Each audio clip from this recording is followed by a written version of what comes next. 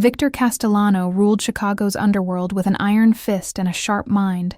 For 20 years, no one had gotten close enough to betray him, until the day he opened a lunchbox that wasn't his and found a crumpled note in shaky handwriting. "They're coming for you tonight. Trust no one." The signature at the bottom made his blood run cold. If you're listening to this story, don't forget to hit the like button, subscribe to the channel, and tell me in the comments what part of the world you're listening from. The rain came down in sheets against the floor-to-ceiling windows of Victor Castellano's office on the 42nd floor of the Merchandise Mart. Chicago stretched below him, a sprawl of steel and glass and old brick, lights bleeding through the November fog. He stood with his hands clasped behind his back, watching the city he controlled with the same careful attention he'd given it for 2 decades. Victor was 53, tall and broad-shouldered, with silver threading through his dark hair. He wore a charcoal suit tailored on Savile Row, a burgundy tie knotted perfectly at his throat.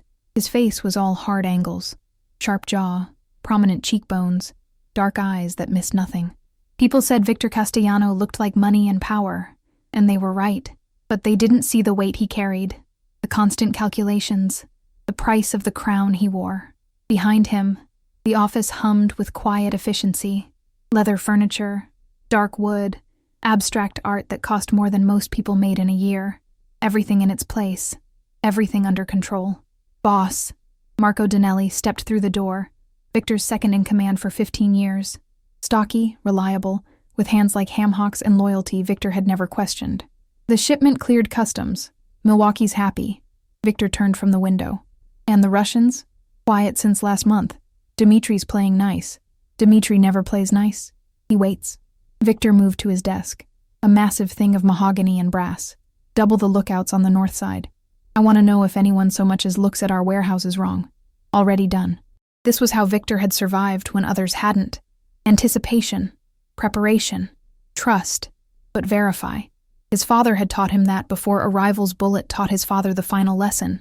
Victor had been 22, hungry and angry, and he'd learned fast. Now he was the lesson others learned from. The intercom buzzed. "Mr. Castellano, your 3 o'clock is here. Send her in." The door opened again, and Nina Walsh walked into his life for the second time. The first time had been 6 months ago, an interview for a position in his legitimate businesses. The restaurants, the real estate holdings, the consulting firms that washed money cleaner than Lake Michigan ever got. She'd been 26, fresh from Northwestern with a finance degree, and eyes the color of summer grass, honey blonde hair pulled back, a blue dress that was professional, but couldn't hide the curves beneath. Smart, sharp, asking questions that showed she understood numbers the way Victor understood power. He'd hired her, put her in the accounting department of his restaurant group, kept her separate from the other business, the real business. Nina was clean, and Victor had learned long ago to keep clean things clean. "Mr. Castellano." She crossed the office with a folder in her hands, heels clicking on hardwood. "The quarterly reports you asked for." "Thank you, Nina." He took the folder, let his fingers brush hers for just a second, felt the spark he'd been feeling for 6 months, the one he'd been ignoring because men in his position didn't get distracted. "Everything in order? 3 restaurants underperforming. I've flagged them. The Lincoln Park location's hemorrhaging money. Your recommendation? New management or close it. The neighborhood's changed. Our clientele moved to the suburbs." He nodded, impressed as always. "Set up a meeting with ownership. We'll discuss options." She smiled, and something in his chest tightened. Nina had a smile that made him remember there was more to life than power and territory, and the constant chess game of survival. Made him remember he was a man, not just a boss. "Will there be anything else?" "Yes," he wanted to say. "Have dinner with me. Let me take you somewhere the rain sounds different, where I can be Victor instead of Castellano." But he'd built his empire on discipline, and discipline meant keeping business and pleasure in separate worlds. "That's all. Thank you." She left, and the office felt colder. Victor spent the next hour reviewing reports, making calls, solving problems. A supplier in Gary needed convincing. A judge in Springfield needed reminding of certain favors. A captain in the Chicago PD wanted assurances about the upcoming election. Victor handled it all with the smooth efficiency of a man who'd been handling it for 20 years. At 6, he descended to street level, where Tommy waited with the black Escalade. Rain hammered the sidewalk, turned State Street into a river of red taillights. Victor slid into the back seat, and Tommy pulled into traffic. Home boss? The club first. I want to check on things. The club was the Ivory, a high-end establishment in River North where the city's elite came to play. Officially, Victor was just an investor. Unofficially, he owned it outright, and it generated enough cash to fund operations for 3 months. He visited twice a week, visible and legitimate, shaking hands and making nice with aldermen and CEOs. They pulled up to the valet stand. Victor stepped out into the rain, felt it on his face and hair. Chicago rain, cold and relentless, the kind that soaked through to bone. He'd always liked the rain. It washed things clean, made the city smell new. Inside, the club pulsed with music and warm light. Victor made his rounds. A word with the manager, a drink with a council member, a laugh with a businessman who needed his construction permits approved. He was good at this, the social dance, the performance of legitimacy. Sometimes he almost forgot which Victor was real. He was heading for the exit when he saw Nina. She sat at the bar with 2 women her age, laughing at something one of them said. She'd changed from her work clothes into jeans and a cream sweater, her hair loose around her shoulders. She looked younger, lighter, like the weight Victor carried every day hadn't touched her yet. He should have left, should have walked past, kept his distance, maintained the wall between them. Instead, he approached the bar. Miss Walsh. His voice carried over the music. I didn't expect to see you here. She turned, surprise flickering across her face before settling into a smile. Mr. Castellano. Ladies' night. This is Sarah and Beth, friends from college. He nodded to them, ordered a bourbon from the bartender. I hope the company's treating you well. Very well. Better than I expected, honestly. Good. He sipped his bourbon, feeling her friends' eyes on him, their curiosity and assessment. They probably thought he was just a successful businessman, maybe a little dangerous around the edges. They had no idea how dangerous, or how far the edges went. Enjoy your evening. He left before he could say more, before he could cross lines that shouldn't be crossed. But as he climbed back into the Escalade, he felt the pull of her, the wanting. It was a weakness, and Victor Castellano couldn't afford weaknesses. Rain followed him home to his house in Oak Park, a 3-story Victorian he'd bought from a banker who'd needed money more than property. He lived alone, had since his wife died 8 years ago. Cancer, quick and cruel, taking the only person who'd ever really known him. They'd had no children. He'd told himself it was for the best. This life was no life for kids. But late at night, he wondered. He ate dinner prepared by his housekeeper, reviewed more paperwork, checked security reports. At midnight, he stood at his bedroom window, watching rain batter the oak trees in his yard. Somewhere out there, people were plotting against him. They always were. The Russians, the Mexicans, the ambitious underlings who thought they could take what he'd built. Victor slept lightly.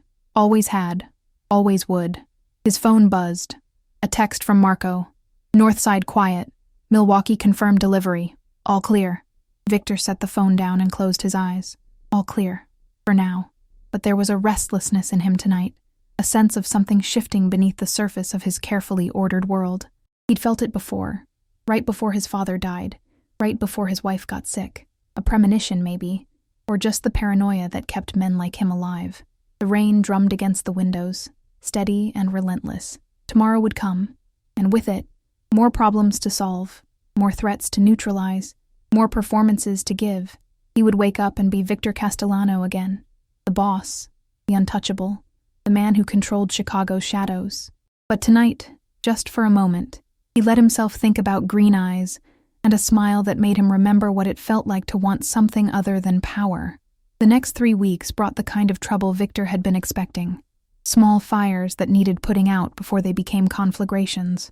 A shipment got held up in customs, requiring creative paperwork and a substantial donation to a certain inspector's retirement fund.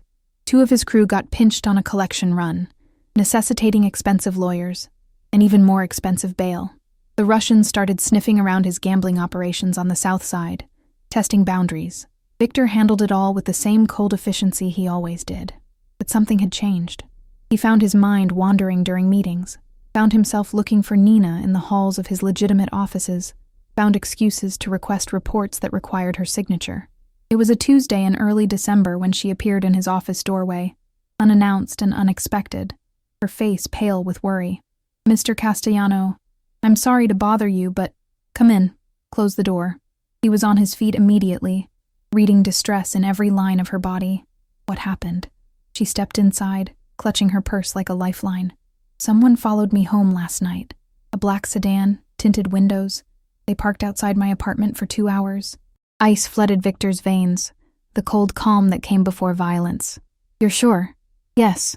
I noticed them leaving the office. They stayed 3 cars back all through Lincoln Park, then parked across from my building. I called the police, but by the time they came, the car was gone. Did you get a plate? Partial. Illinois tags. Starts with DV3. She met his eyes, and he saw fear there, real and raw. Mr. Castellano, I think this is because of you. Because I work for you. She wasn't wrong. Victor kept his legitimate businesses separate, but Chicago was a small town when you looked at it the right way. People talked. People knew. Someone had connected Nina to him and decided to send a message. Or worse, decided she was a vulnerability they could exploit. You're moving today, Victor said flatly. I have a property in Evanston. Secure building. 24-hour doorman. You'll stay there until this is resolved. I can't just... You can. And you will. He pulled out his phone. Speed-dialed Marco. I'm sending protection with you. 2 men, former military, very good at their jobs. They'll move your things, get you settled. This is crazy. I should just quit. Disappear. They already know who you are. Victor moved around the desk. Stood close enough to smell her perfume. Something light and clean that made him think of spring. Nina, I don't take chances with my people's safety. You work for me. You're under my protection. That's not negotiable. She studied his face, and he wondered what she saw there. The boss? The criminal? Or the man underneath, the one who'd spent 6 months trying not to feel what he was feeling? Okay, she whispered. Okay. Marco arrived within 20 minutes with 2 of Victor's best, ex-rangers named Cole and Hayes, stone-faced professionals who'd kept Victor alive through 2 assassination attempts and a war with the Colombians. They would keep Nina safe, or they would die trying. Victor watched from his window as they escorted her to an armored SUV, watched the vehicle disappear into downtown traffic. Then he picked up his phone and made a different kind of call. Dimitri, we need to talk. They met that evening at a warehouse in Pilsen. Neutral ground negotiated through intermediaries. Dmitry Volkov arrived with his own security. 3 hard-eyed Russians in leather jackets and permanent scowls. He was 50-ish, bald, with a thick gray beard and hands scarred from his time in a Siberian prison camp. The 2 organizations had maintained an uneasy peace for 5 years, dividing Chicago's underworld like slices of a pie. Victor Castellano. Dimitri's accent was thick, his English heavily accented but clear. You call meeting is unusual. Someone's following my people. Black sedan, Illinois plate, starting DV3. I want to know if it's yours. Dimitri's face remained impassive. Why I follow your accountant. I have own accountants, many of them. She's not just an accountant. A smile cracked Dimitri's face. Ah, is woman you like, yes? I hear things. Beautiful blonde, young. You are man, Victor. Men make mistakes for beautiful women. Is it your people or not? No. The smile faded. But I tell you something. As professional courtesy. Someone asked questions about you lately. Not my people, not Mexicans, not Chinese. Someone new, quiet. They pay cash. They disappear. 3 times in 2 weeks. Different informants tell me same thing. Victor felt the ground shift beneath him. New players were always dangerous. They didn't know the rules. Didn't respect the boundaries. What kind of questions? About operations, about businesses, about weak points. Dimitri lit a cigarette, blew smoke toward the warehouse ceiling. About people close to you. I think, Victor, someone plans something big. You have names. If I had names, I give you. It's bad for business when someone makes moves we don't know about. Creates uncertainty, violence. I like peace. Makes money. He stubbed out the cigarette. I tell you when I learn more. But Victor, suggestion from old friend. Be careful who you trust. These people, they very interested in your organization. Inside information, maybe. After Dimitri left, Victor stood in the empty warehouse, listening to rain drum on the metal roof. Inside information meant a traitor, someone close enough to know things worth buying. He ran through his inner circle mentally. Marco, 15 years of loyalty. Tommy, his driver, 10 years. His captains, his soldiers, his legitimate business managers. Where was the crack in his foundation?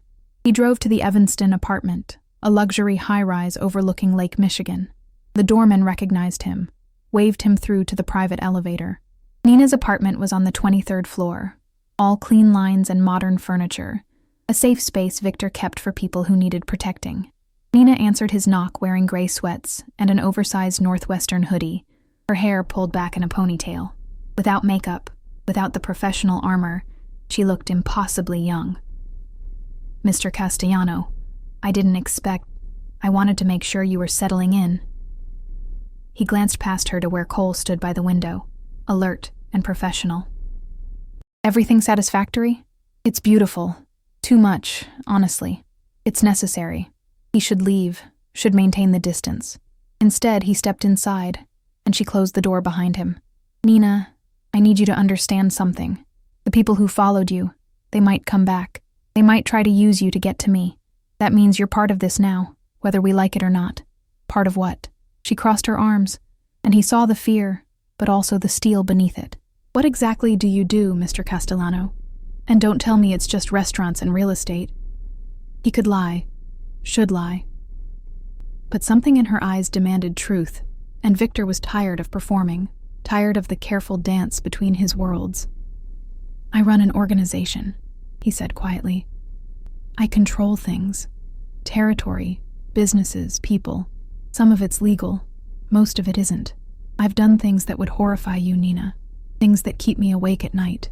But I also protect hundreds of people, provide for families, keep order in places the police can't or won't. It's complicated. You're in the Mafia. That's an old word, but yes, essentially." She stared at him for a long moment, processing. Then, "I should quit. I should walk away from this. From you. You should. But I won't." The words hung between them, heavy with implication. Victor took a step closer. Drawn by gravity he couldn't resist. "Why not?" "Because for 6 months, I've been watching you. The way you treat people, the respect you command, the weight you carry. You're not just some criminal, Mr. Castellano. You're more complicated than that." She looked up at him, and the distance between them was nothing now. "And because I can't stop thinking about you." He should have left. Should have turned around and walked out and kept her safe by keeping her separate. But 20 years of discipline cracked, and Victor Castellano did something foolish for the first time since he'd taken power. He kissed her. She tasted like coffee and mint, and her lips were soft against his. She made a small sound, surprise or surrender, and her hands came up to grip his jacket. The kiss deepened, desperate and dangerous, and for a moment, Victor forgot about threats and territory, and the careful calculations that kept him alive. When they broke apart, both breathing hard, the rain was hammering against the windows like applause or warning. "This is a mistake," he said hoarsely. "Probably. People I care about get hurt. I'm already hurt. Someone's following me, remember?" He laughed despite himself, a sound rusty from disuse. "Nina, stay," she whispered. "Just for tonight. Let me pretend the dangerous man is just a man." So he stayed. They sat on her couch and talked until dawn, about her childhood in Wisconsin, about his rise through the ranks, about dreams and regrets, and the spaces between truth and lies. He told her about his wife, about the loneliness of power, about the cost of the crown he wore. She told him about her father's gambling debts, about working 3 jobs through college, about wanting something more than safety and comfort. When he finally left, the sun was breaking through December clouds, and something fundamental had shifted in Victor Castellano's carefully ordered world. He had opened his heart, and opened hearts bled. Chicago turned hostile in ways both subtle and overt. A week after Victor's confession to Nina, 2 of his collection crews got hit, masked men with automatic weapons, stealing cash and heroin worth $300,000. His gambling operation in Chinatown got raided, cops with warrants that were too specific, too targeted. Someone was leaking information, and someone was using it to tear down his empire piece by piece.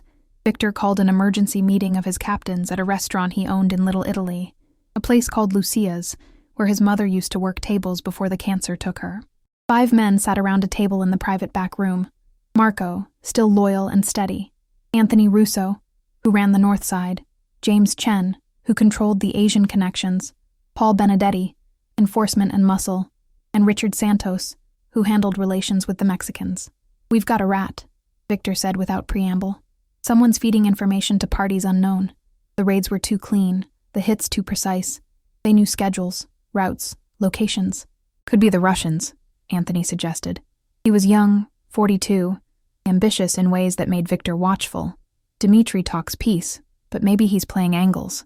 Dimitri and I spoke. He's got the same problem. People asking questions, probing for weakness. This is bigger than territory disputes. Feds? James Chen was methodical, careful. The smartest man at the table. A new task force, maybe? Possible. But the feds don't hire independent contractors to surveil my employees. Victor's jaw tightened. Someone's coming for us. And they're building a case, or a war. I want everyone checking their people. I want surveillance on surveillance. I want to know who's buying information and who's selling it. They spent 2 hours going over details, assigning tasks, shoring up security. When they dispersed, Marco stayed behind. Boss, there's something else. He looked uncomfortable, a rare expression on his bulldog face. Words going around about you and the Walsh girl. People are talking. Let them talk. Victor, you know better. Women are leverage. Someone finds out you care about her. They already know. That's why she's in protective custody. Victor poured himself a scotch from the bar, the good stuff, 25-year-old McAllen. She's not a liability, Marco. She's under protection. She's a distraction. And in this business, distracted men die. I've been doing this for 20 years without distraction. I'm not a child, Marco. But Marco's words echoed as Victor left the restaurant. Distracted men die. He knew the truth of it, had seen it happen to others. The soldier who couldn't focus because his girlfriend was leaving him. The captain who made mistakes because his kid was sick. Love and loyalty and all the soft human things that made life worth living. In Victor's world, they were weaknesses waiting to be exploited. He drove to Evanston through sleet that was trying to decide if it wanted to be snow. Found Nina in the apartment, working on her laptop, hair twisted up in a messy bun. She looked up when he entered, and her smile hit him like a punch to the chest. You look terrible, she said. Bad day at the office. She closed the laptop, came to him, wrapped her arms around his waist. He held her, breathing in her scent, letting the tension drain from his shoulders. This, he thought, this is what I've been missing. Not just the physical comfort, but the emotional sanctuary, the place where he could be vulnerable without being weak. Talk to me, she said against his chest. So he did. Not the details. He would never give her that burden.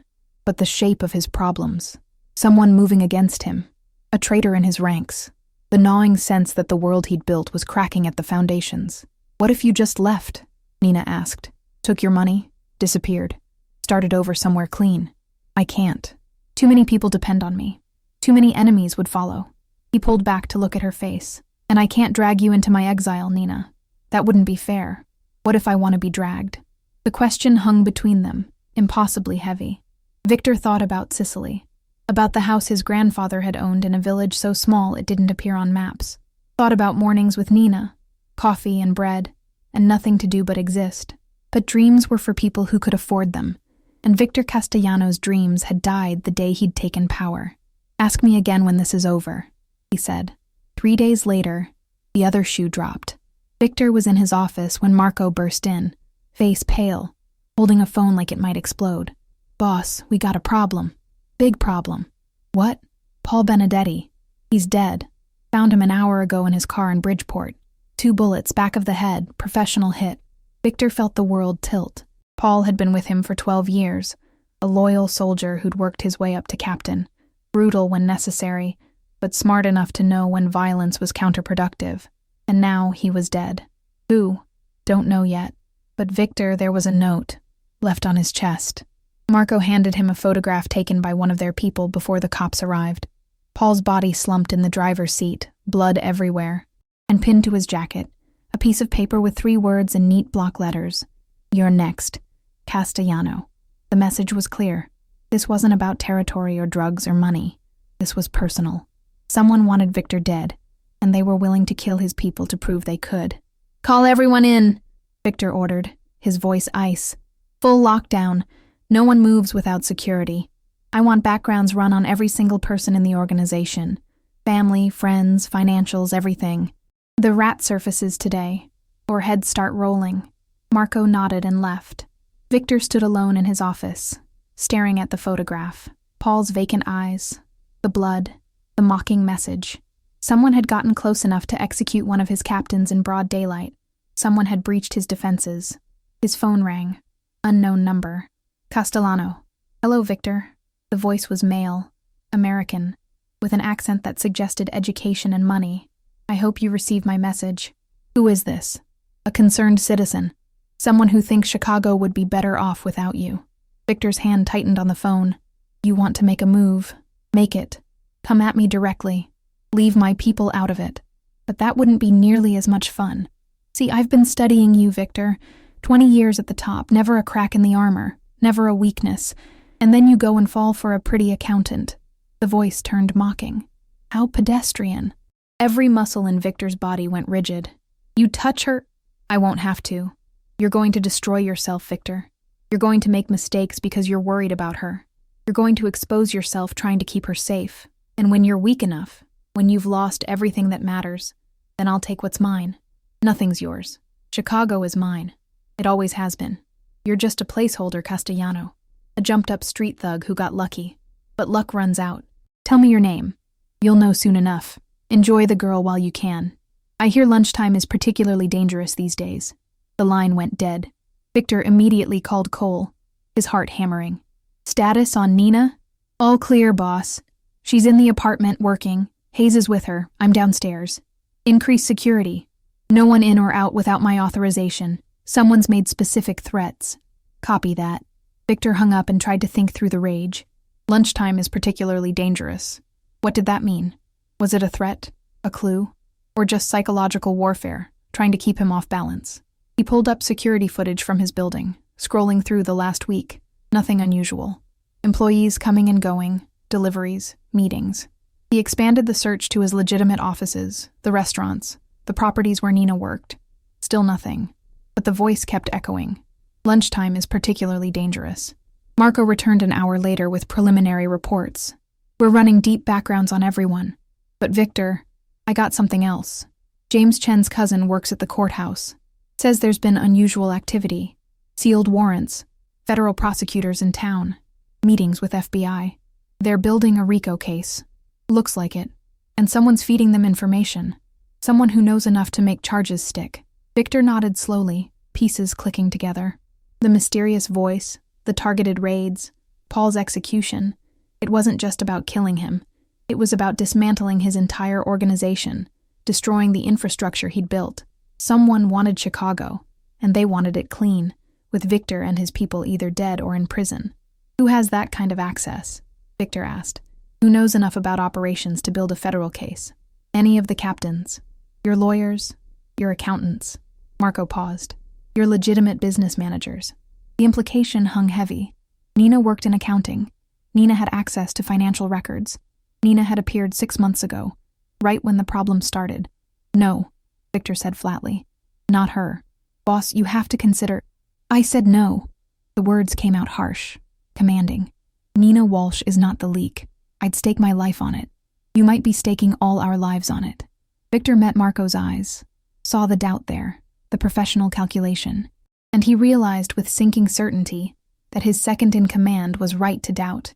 He was making decisions based on emotion, not logic. He was compromised, and everyone could see it.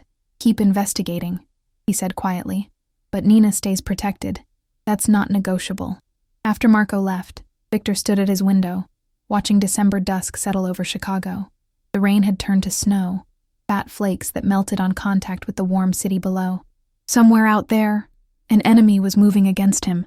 Somewhere out there, a traitor was selling his secrets.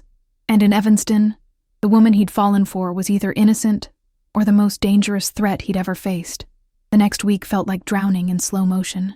2 more of Victor's operations got hit. A warehouse in Gary burned to the ground, destroying $1 million in stolen electronics. A drug shipment got intercepted by DEA, too clean to be coincidence. The feds were tightening the noose, and Victor's captains were getting nervous. Nervous men made mistakes. Mistakes got people killed. He barely slept, spent his nights reviewing files, interrogating informants, chasing leads that went nowhere. And through it all, the mystery caller taunted him with cryptic messages and threats against Nina. Victor doubled her security, then tripled it, put electronic surveillance on the Evanston apartment, started running background checks on her friends, her family, her ex-boyfriends. He hated himself for it, for doubting her. But 20 years of survival instincts screamed that something was wrong, that the timing was too perfect, that no one could be that innocent while his world burned. It was Marco who finally brought him the evidence. A Thursday afternoon, snow falling hard outside, Chicago wrapped in white. Marco entered Victor's office with a file folder and an expression that said this was going to hurt. "Boss, you need to see this." The folder contained financial records, wire transfers, offshore accounts, payments from sources Victor didn't recognize, and Nina's signature on half of them.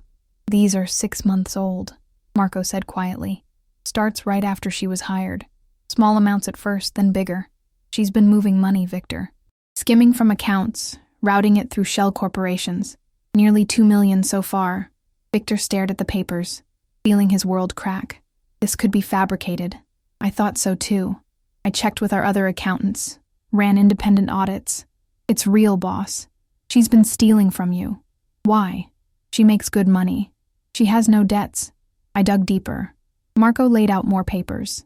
Her father, Robert Walsh, gambled himself into a hole 5 years ago. Borrowed from bad people in Milwaukee. They've been squeezing him ever since. He owes $400,000 to a loan shark named Eddie Kowalski. Kowalski's connected to, guess who? The Volkov organization. The pieces fell into place with sickening clarity. Nina needed money to save her father. The Russians knew about the debt, used it as leverage, sent Nina to infiltrate Victor's organization. She'd been the perfect plant. Smart, beautiful, exactly the kind of woman who could make Victor break his own rules, and he'd fallen for it completely. There's more. Marco's voice was gentle now, the tone of a man delivering a terminal diagnosis. The voice on the phone, the one making threats. "We got a partial trace on the last call, routed through encrypted servers, but our tech guy found fragments. The account was created and funded by a shell company. Same shell company Nina's been routing money through." Victor sat down heavily, the weight of betrayal crushing him. "She was working with them from the start. Looks like it. I'm sorry, boss. I know you cared about her." Cared. Past tense.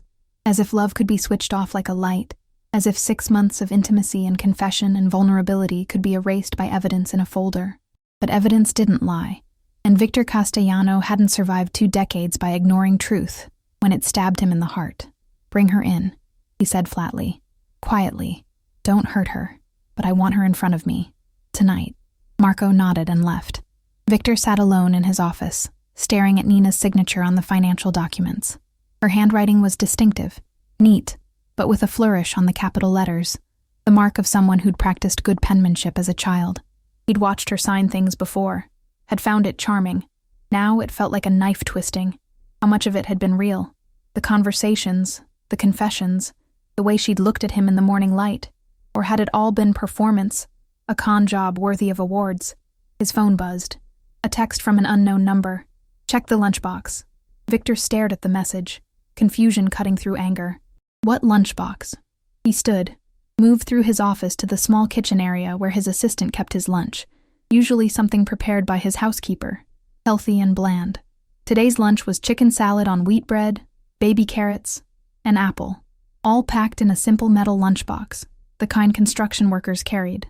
Except Victor's housekeeper used Tupperware, and he'd never owned a metal lunchbox in his life. Heart pounding, he opened it. The food was there, normal and benign. But tucked under the sandwich was a folded piece of paper. Victor unfolded it with shaking hands. The note was in Nina's handwriting. "Victor, if you're reading this, then Marco showed you the evidence. It's fake. All of it. The transfers. The signatures. Everything. I've been investigating the real leak for 2 months. It's not the Russians. It's closer than that. They're coming for you tonight. The ambush is planned for when you go to check on me at the apartment. Marco's part of it. He's been selling you out for a year, working with someone inside the FBI. He killed Paul. He's been setting up your entire organization. The lunchbox is the only way I could get this to you. He monitors everything else. Trust no one. Burn this note. Stay away from the apartment. I'll draw them out and signal if it's safe. I'm sorry for everything. I love you." And Victor read it 3 times, his mind racing. It was insane. Marco, his second in command for 15 years, a traitor? But as he thought back over the past weeks, things started clicking differently. Marco had been the one to suggest the meeting locations. Marco had been the one with access to schedules and routes. Marco had been the one who kept pointing suspicion toward the Russians, toward Nina, anywhere but at himself. And Marco had been alone with the crime scene before the cops arrived. Marco had found the threatening note on Paul's body. Marco had been feeding Victor information, controlling the narrative, orchestrating the entire collapse. The lunchbox. Marco must have brought it in himself, not realizing Nina had gotten to it first. Or maybe he knew. Maybe this was another layer of the trap, making Victor doubt everything and everyone until he couldn't function. Victor's hand went to his gun, a 9mm Beretta he kept in a shoulder holster. He checked the magazine, chambered around. Then he pulled out his phone and called Cole. "Status? All clear, boss. Nina's reading. Hayes is on the door. Cole, listen carefully. Marco's compromised. He's the leak, and he's planning something tonight. Do not let him or anyone near Nina. Lock it down. Full defensive posture. I'm coming to you, but I'm taking a different route. If anyone shows up claiming to be from me, they're not. Confirm all orders through me personally. Understand?" A pause. "Copy that, boss. We're secure." Victor hung up and moved quickly. Out of his office, avoiding the elevator, taking the emergency stairs to the parking garage. He kept his hand on his gun, every sense screaming danger. If Marco was the traitor, then the entire organization was compromised. Anyone could be working with him. He reached his personal car, a black BMW M5 he kept for situations like this, armored and fast, fired it up, tires squealing as he accelerated out of the garage into snowy Chicago streets. His phone rang. "Marco." "Boss, where are you? We need to talk about the Nina situation." "What situation?" Victor kept his voice neutral, giving nothing away. "I got more evidence. It's worse than we thought. I think she's planning to testify, cut a deal with the feds. We need to handle this tonight before she disappears into protective custody." "Where are you?" "Heading to the Evanston apartment. I'll pick you up. We can go together." "No, I'll meet you there." Victor hung up before Marco could respond. So it was true. Marco was heading to the apartment, probably with a team, planning to kill Nina and make it look like a hit from the Russians or a rival organization. And then what? Frame Victor? Kill him too? Or just keep dismantling the organization until there was nothing left and Marco could take over? Victor pushed the BMW harder, weaving through traffic, the city blurring past. His phone kept buzzing. Marco calling back, texts from other captains asking for orders. He ignored them all. Snow fell harder now, turning the world white and treacherous. Victor's mind raced faster. If Marco was the traitor, who else was involved?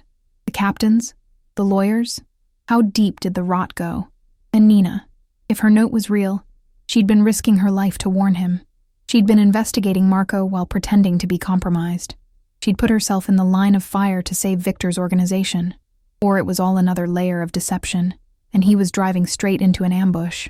He pulled up to the Evanston building 20 minutes later, parked in a spot with a clear view of the entrance, pulled out his phone and called Cole again. "I'm outside. What's your status?" "Still secure. No movement. Marco's coming. Maybe others. Do not engage unless they try to breach. I need to know who shows up and in what numbers. Boss, what the hell is going on? Trust is what's going on. And I'm fresh out." He waited, gun in hand, watching snowflakes accumulate on his windshield. 5 minutes. 10. Then 3 black SUVs pulled up to the building, and Marco got out with 8 men Victor recognized. His own soldiers, loyal for years. Or so he'd thought. They moved toward the entrance with military precision. Marco was talking into his phone, probably calling Cole, trying to gain access. Victor saw Cole appear in the lobby, saw the tense conversation through the glass doors. Cole was shaking his head, refusing entry. Marco pulled a gun. Victor was out of his car and moving before conscious thought, crossing the snowy plaza with his Beretta raised. "Marco," his second-in-command spun, surprise flickering across his face before settling into cold calculation. The 8 soldiers spread out, hands going to weapons. "Victor, you shouldn't be here." "Funny, I was about to say the same thing." Victor kept his gun trained on Marco's chest. "Tell your men to stand down." "Can't do that, boss. This has to happen." "Why?" 15 years, Marco. 15 years of loyalty. What changed?" "Nothing changed. I was never loyal." Marco's face was stone now. All pretense dropped. "You think you're special, Victor? You think you built something that mattered? You're just another gangster. And I'm just another rat. The FBI offered me immunity and $5 million to bring you down. I'd be stupid not to take it. You killed Paul. Paul was getting suspicious, asking too many questions about the leaks. Had to go. And Nina? She's smart, I'll give her that. Figured out the financial discrepancies I was creating. Started digging. She's been a problem for weeks. Marco smiled, cold and empty. But she served her purpose. Made you weak, distracted. Made you doubt yourself. You should thank her before I put a bullet in her head. Victor felt rage like he'd never known. White-hot and clarifying. You'll have to go through me first, if that's how you want it. Marco raised his gun, and the world exploded into violence.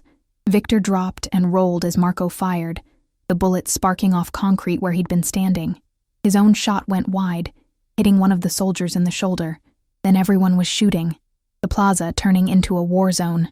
Victor scrambled behind a planter, bullets chewing up stone and earth around him. He returned fire, dropping another soldier, then another. But he was outnumbered and outgunned, and it was only a matter of time before they flanked him. The building's glass doors shattered as Cole and Hayes burst out, opening fire from behind cover. The tide shifted immediately. Now Marco's people were caught in a crossfire, pinned between the building and Victor's position. "Fall back," Marco was shouting, dragging his remaining men toward the SUVs. Victor rose from cover, advancing with his gun raised. "It's over, Marco. Drop it." Marco turned, fired twice more. One bullet grazed Victor's arm, burning like fire. He stumbled, kept moving, squeezed his trigger. The shot caught Marco in the leg, and his second-in-command went down hard on the snowy ground. Victor was on him in seconds, kicking the gun away, pressing his Beretta against Marco's forehead. "Give me one reason," Victor growled, blood from his arm dripping onto Marco's face. "Because you need me." Marco's voice was strained with pain. "Kill me. The FBI still has everything. They've got recordings, documents, testimony. You're finished either way, Victor. At least with me alive, you might have a chance to negotiate. I don't negotiate with traitors. Then you die in prison. Your whole organization burns. Everyone you care about becomes a target." Marco's eyes gleamed with malice, including the blonde upstairs. Victor's finger tightened on the trigger. It would be so easy. One squeeze, and Marco Donnelly would be erased, his betrayal punished. Justice, violent and final. But Marco was right. Killing him solved nothing. The FBI case would proceed, the evidence would stand. Victor needed leverage, needed information about who else was involved, and how deep the betrayal went. He lowered the gun. "Cole, secure him. Get him somewhere quiet where we can have a conversation." Cole moved in with zip ties, hauling Marco roughly to his feet. The other soldiers were either dead or running, disappearing into snowy Chicago streets. Sirens wailed in the distance. Someone had called the cops. "We need to move," Hayes said urgently. "Police will be here in 2 minutes. Go. Take Marco to the warehouse in Pilsen. Standard interrogation setup." Victor looked up at the apartment building. "I'll follow with Nina." He took the elevator to the 23rd floor, his arm throbbing where the bullet had grazed him. The wound wasn't serious, but it bled freely, staining his shirt and jacket. He'd had worse. Much worse. Nina opened the door before he could knock, her face pale, eyes wide with fear and relief. "Victor. Oh God, you're hurt." "It's nothing." He stepped inside, pulled her into his arms. She was shaking, or maybe he was. It was hard to tell where one of them ended and the other began. "Your note. You saved my life. I wasn't sure you'd believe me. The evidence Marco fabricated was so convincing. I believed you." He pulled back to look at her face. "At least, part of me did. The part that knows you can't fake what we have." She touched his bloody arm gently. "We need to get you to a doctor. Later. First we need to figure out what comes next." He moved to the window, looking down at the plaza where police were arriving, lights strobing red and blue against the snow. "The FBI has a case against me. Marco's been feeding them information for a year.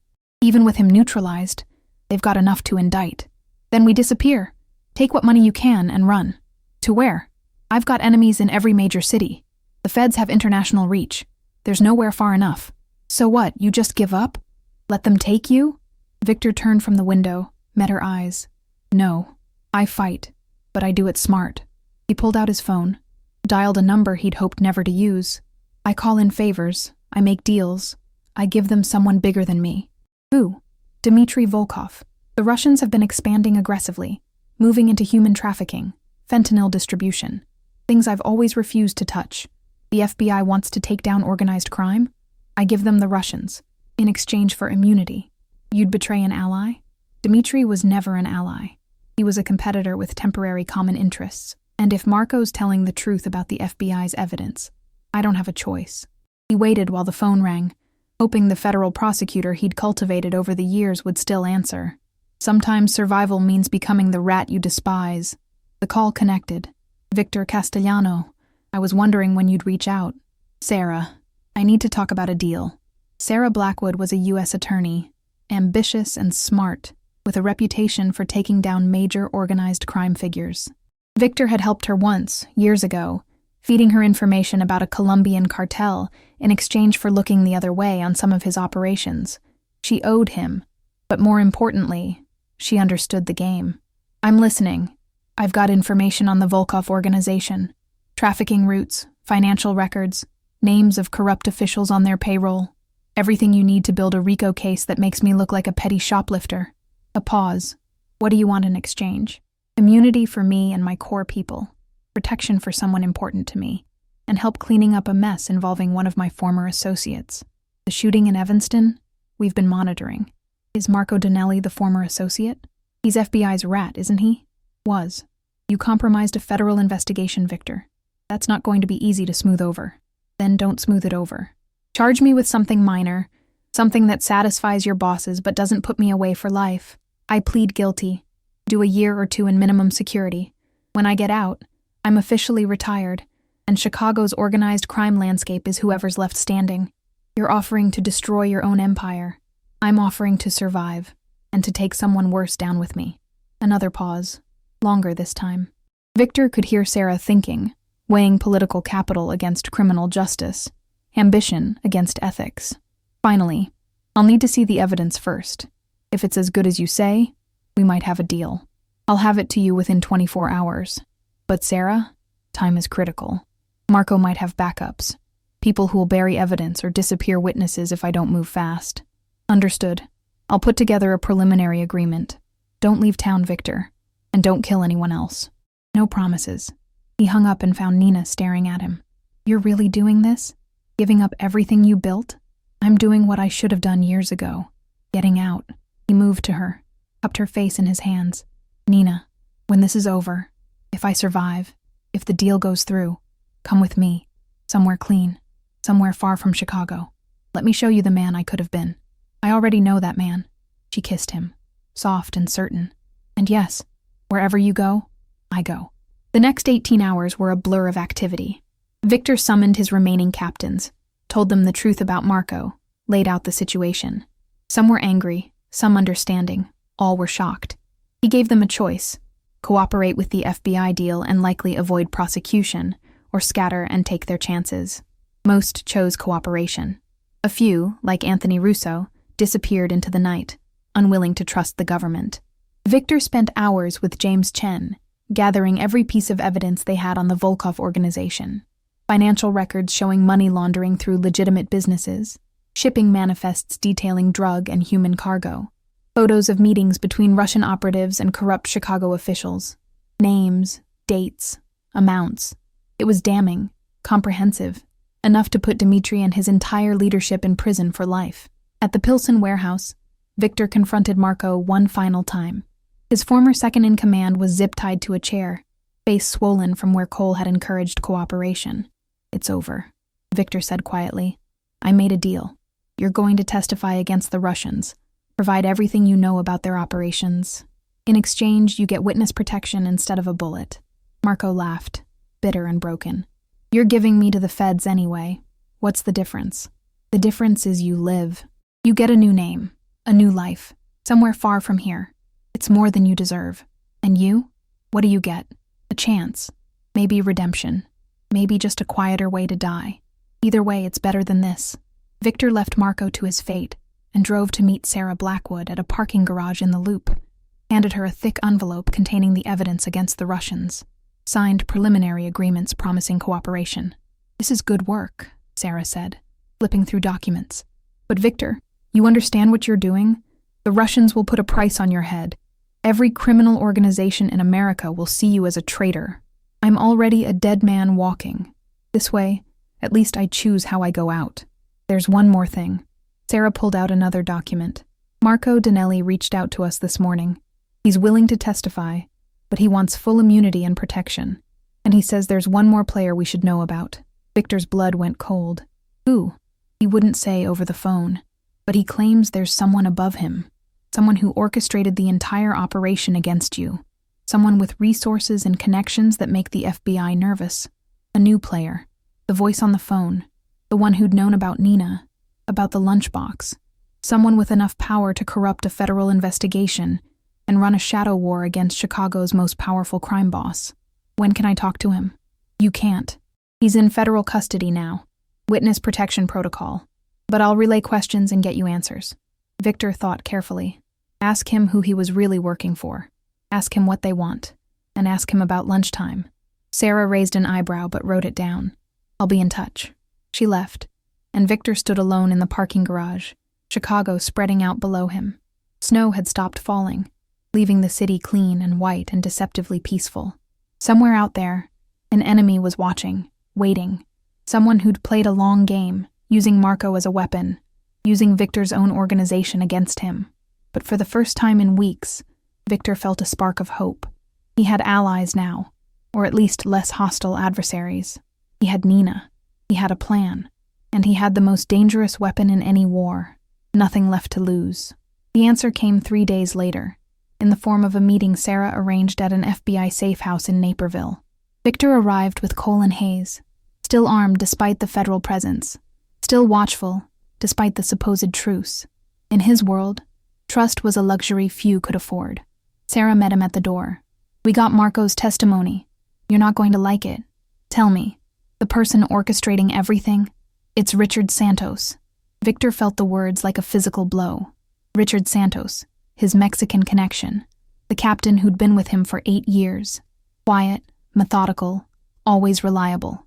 One of the few people Victor had actually trusted. That's impossible. Richard's been solid. He's made me millions. That's how he got close enough to hurt you. Sarah led him to a conference room, where monitors displayed documents and surveillance photos. Santos has been playing a long game. He's connected to the Sinaloa cartel, acts as their agent in Chicago. For years he's been slowly positioning himself, building relationships, gathering intelligence. The goal was always to take over your operation from the inside. Marco was working for Santos. Marco was working for money. Santos pointed him at the FBI, promised him protection and a payout. Santos also cultivated the relationship with whoever was selling information to the Russians. He wanted chaos. Wanted your organization fighting itself while he positioned to take over the pieces. Victor stared at the evidence, feeling the final betrayal settle in his bones. Richard had been at every major meeting. Richard had known schedules, routes, the locations of safe houses. Richard had been in position to manipulate everything. Where is he now? Unknown. He disappeared 2 days ago, right around when Marco got arrested. We think he realized the game was up and went to ground. He'll surface. Men like Richard can't stay hidden forever. They need to rebuild, need to make moves. That's what we're counting on. With your testimony and Marco's, we can roll up the Volkovs and start dismantling Santos's network. But Victor, you need to understand. Richard Santos is more dangerous than anyone you've faced. He's got cartel resources, federal connections we haven't uncovered yet, and a serious grudge. Even with witness protection, you're not safe. I'm never safe. That's the life I chose. Sarah handed him a thick folder. This is your plea agreement. You plead guilty to racketeering and money laundering. Sentencing recommendation is 18 months in federal prison, minimum security. You cooperate fully with our investigation into the Volkovs and Santos. In exchange, core members of your organization get immunity, and Nina Walsh gets full protection. Victor read through the document carefully. It was better than he'd hoped for, worse than he'd dreamed. 18 months away from Nina, from freedom, from the life he was trying to build. But 18 months versus life without parole? Not really a choice. I'll sign, but I need guarantees about Nina's safety. Round-the-clock protection, new identity if necessary. Already arranged. We're moving her tomorrow to a secure location. You can see her before you surrender. Victor nodded, signed the papers. As he walked out of the safe house, the December sun was breaking through clouds, turning Chicago into something beautiful and painful.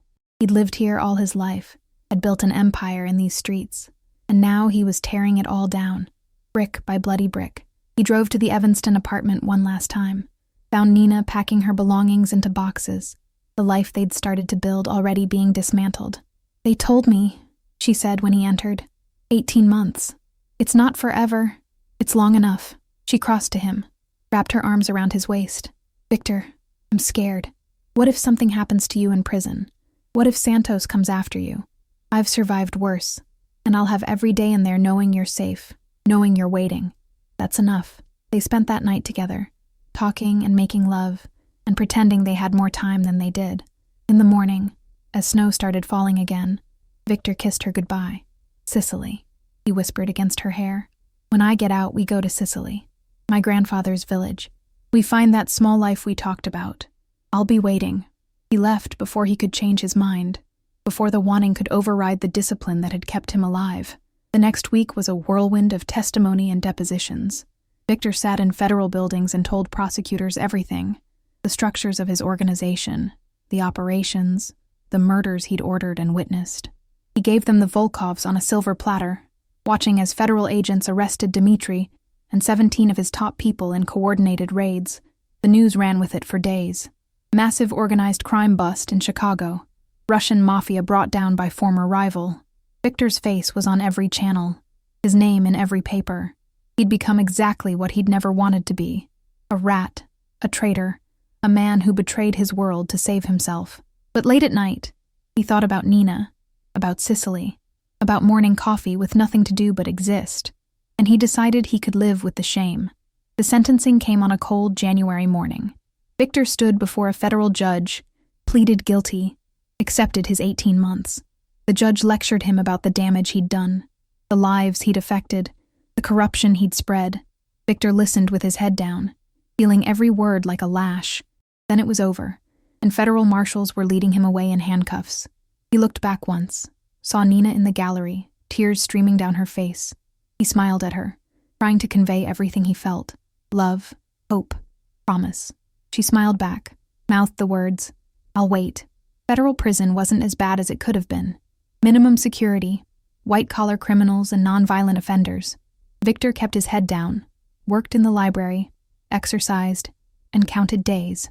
He got letters from Nina twice a week, carefully screened by the FBI but full of love and plans for their future. The Volkov case proceeded through the courts. Dmitri and his lieutenants were convicted on dozens of charges, facing life sentences. The Russian operation in Chicago was dismantled, its territory absorbed by others, or going dormant.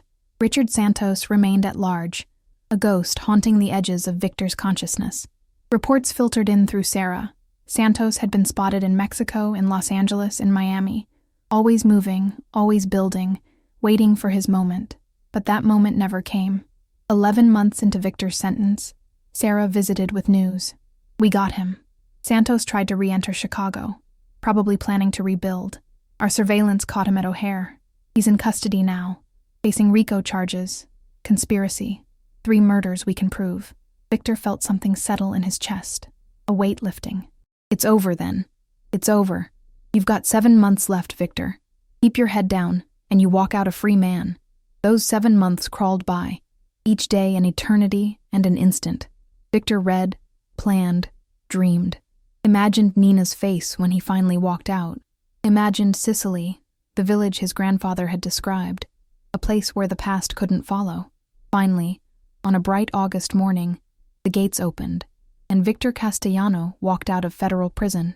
Nina was waiting outside in a rental car, wearing a blue sundress that made her look like summer incarnate. He climbed into the passenger seat, and she kissed him like drowning people kiss air. "Ready?" she asked. "More than ready." They drove to O'Hare, boarded a plane to Rome, then caught a smaller flight to Palermo. From there, a rented car through Sicilian countryside, olive groves and vineyards and hills that had stood for millennia. The village was called Santa Margherita, population 300, perched on a hillside overlooking the Mediterranean. His grandfather's house was still there, maintained by distant cousins who remembered the family name. Stone walls, terracotta roof, a small garden with lemon trees. Victor and Nina moved in with nothing but 2 suitcases and a future. They bought vegetables from local farmers, learned Italian from patient neighbors, spent evenings watching sunset paint the sea gold and crimson. One morning, 3 months after arriving, Victor woke to rain. Soft, gentle, Nothing like Chicago's harsh downpours. He rose from bed, careful not to wake Nina, and stood at the window watching water bead on lemon leaves. He thought about his father, about the empire he'd built and destroyed, about the choices that had led him here. 20 years of power, of fear, of control, all of it gone now, reduced to memories and federal records. He should have felt loss, should have mourned the kingdom he'd surrendered. Instead, he felt free. Nina stirred behind him. "Come back to bed." He turned from the window, looked at her tousled hair and sleepy eyes. This woman who'd saved his life in more ways than one. "In a minute. I'm just watching the rain." "Still thinking about Chicago?" "No, I'm thinking about breakfast, and about how lucky I am." She smiled. "The great Victor Castellano, brought low by scrambled eggs and love. There are worse ways to fall." He climbed back into bed, pulled her close. Outside, the rain continued, washing the village clean, turning dust into mud that would become fertile soil. Victor Castellano had spent 20 years building an empire on violence and fear. Now, in this small Sicilian village, he was building something different, something honest and simple, and impossibly fragile, a life. And for a man who'd stared into the abyss and chosen to step back, a life was more than enough. It was everything. The rain drummed softly on terracotta tiles.